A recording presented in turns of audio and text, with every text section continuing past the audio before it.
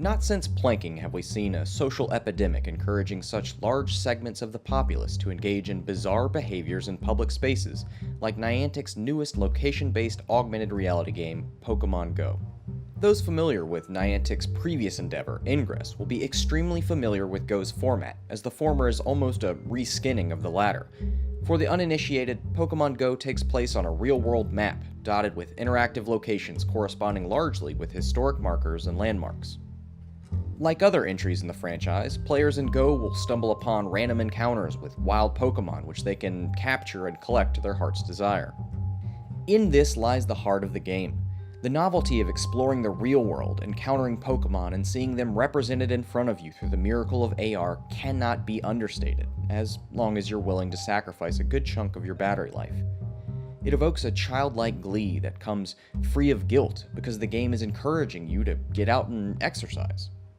Speaking of free, this is a free-to-play game, and although there are microtransactions, Pokemon Go has some of the least obtrusive monetization elements of any free-to-play game. All of the items for sale can be found in the game, with the exception of capacity upgrades most players will never need, and mainly focus on one thing: capturing more Pokemon. Unfortunately, all is not well in the realm of pocket monsters.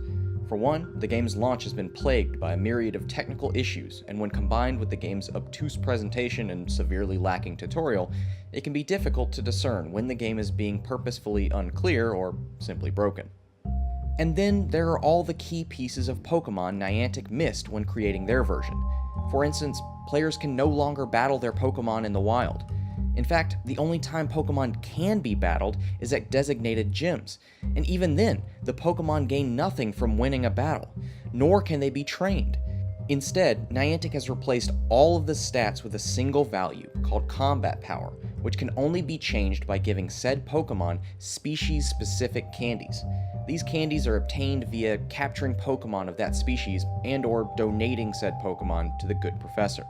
What results is an almost complete erosion of the RPG elements that made up the core tenets of the franchise. Now, finding your favorite creature or some rare breed means nothing unless you can find 50 more in order to get it strong enough to be useful. Maybe this move away from battling and the rewards therein is some grand statement about animal rights and abuse, but it makes for a Pokemon experience that can feel soulless and empty. Pokemon Go is a bad Pokemon game, and yet its success is undeniable, and I, for one, am not uninstalling it anytime soon. No, despite its many flaws, the novelty of seeing some of your favorite monsters appear on your street corner, and the pride in knowing you are objectively more fit as a result of playing the game, trounce its shortcomings. Add to that the almost non-existent barrier to entry, and what you've got is a damn fine reason to go wander around some cultural touchstone, staring at your phone, hopefully oblivious to the bewildered stares of your fellow man.